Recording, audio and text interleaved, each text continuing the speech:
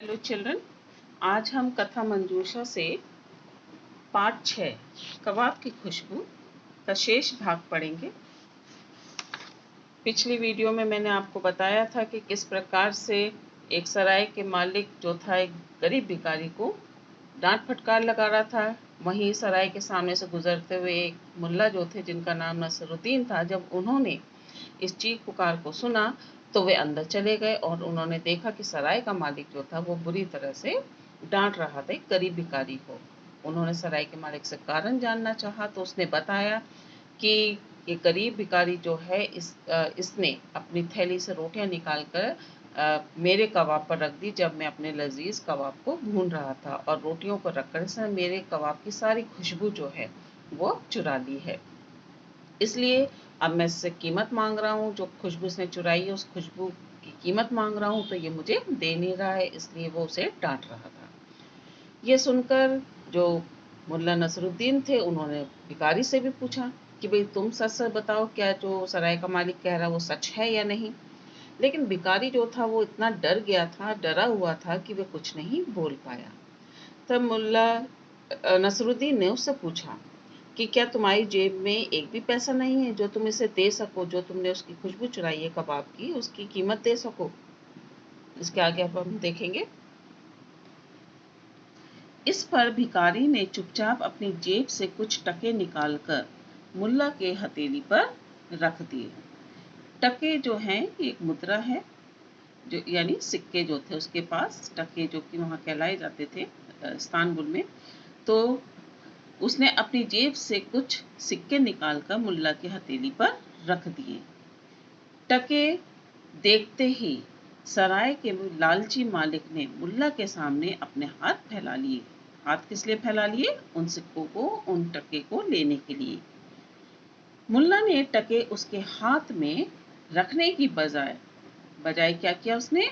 सराय के मालिक से कहा, ठहरो भाई, थोड़ा धैर्य रखो, जरा आप कान इधर लाओ। यानी मुल्ला नसरुद्दीन जो थे उसने उन सिक्कों को सराय के मालिक को नहीं दिया, बल्कि अपने हाथ में ही रखा और सराय के मालिक से कहा, जरा अपने कान इधर लाओ। सराय का मालिक मुल्ला की बात सुनने के लिए उसकी ओर झुक गया।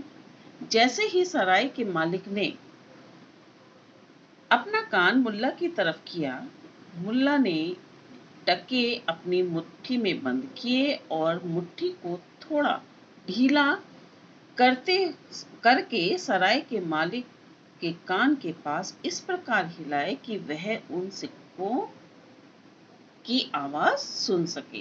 क्योंकि उसके हाथ में सिक्के थे, उसने हल्की सी मुट्ठी ढीली की और उनको खनखनाया तो उसकी आवाज हो सके और वह सुन सके। इस तरह से उन्होंने उन टकों को अपने हाथ में, सिक्कों को अपने हाथ में हिलाया। मुल्ला ने कई बार टकों की खनक, खनक यानी आवाज, ध्वनि, टकों की खनक को सराय का जो मालिक था उसके कानों के पास ले जाकर सुनाया। इसके बाद मुल्ला ने सराय के मालिक से पूछा, क्यों भाई, तुम्हें सिक्कों की आवाज कैसी लगी? बढ़िया, बहुत बढ़िया, सराय का जो लालची मालिक था उसने तुरंत कहा, क्योंकि उसको उम्मीद थी कि ये सिक्के अब मुझे मिल जाएंगे। इसके बाद मुल्ला ने भिखारी को वे सिक्के वापस लौटा दिए और उससे कहा, अच्छा मित्र, अब तुम घर जाओ, तुम्हारा हिसाब चुकता हो गया, यानी तुमने अपना हिसाब कर दिया। यह सुनकर सराय का मालिक जो था वो गुस्से से भर गया। जैसे ही उसने ये सुना कि मुल्ला नसरुद्दीन जो है भिखारी को वापस जाने के लिए कह रहे हैं बिना पैसे दिए, तो वह गुस्सा फिर से हो गया, फिर से नाराज हो गया। उसने मुल्ला से कहा, यह तुम क्या कर रहे हो?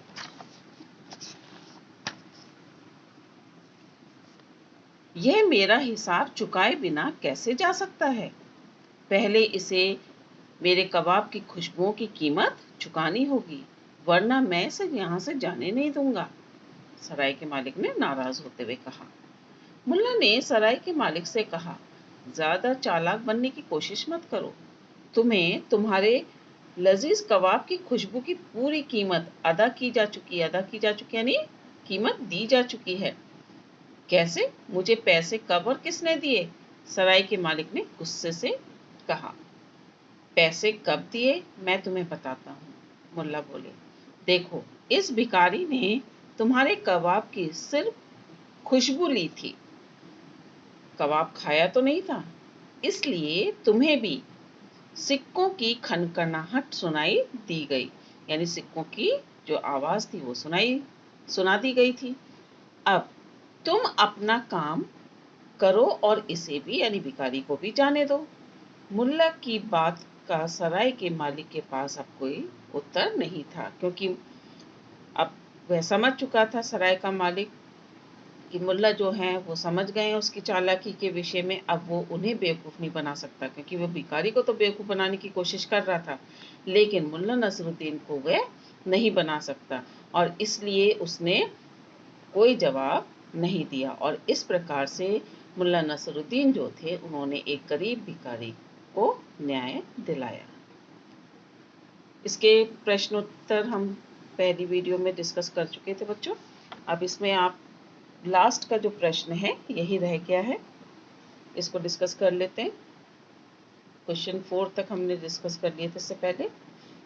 प्रश्न 5, मुल्ला नसरुद्दीन ने न्याय कैसे किया?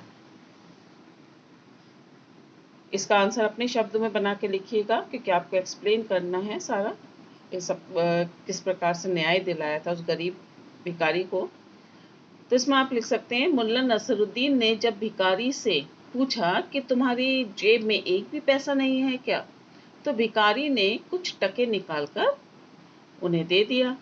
मुल्ला ने टके अपने हाथ में लिया और सराय के मालिक के कान के पास ले जाकर और अपनी मुट्ठी को हल्के से बंद कर सराय के मालिक के कान के पास हिलाया, ताकि वह सिक्कों की आवाज सुन सके। फिर वह सिक्के भिखारी को वापस दे दिए और उसे जाने को भी कहा। जब मालिक ने इस पर आपत्ति की तो मुल्ला ने कहा कि सिक्कों की आवाज सुनाकर तुम्हारे कबाब की खुशबू की कीमत तुम्हें दी जा चुकी है। और इस प्रकार से मुल्ला नसरुद्दीन ने गरीब भिखारी के साथ न्याय किया। इन सभी के प्रश्न उत्तर बच्चों जो उत्तर आप लिखेंगे वो अपने शब्दों में बना कर लिखिएगा। Thank you.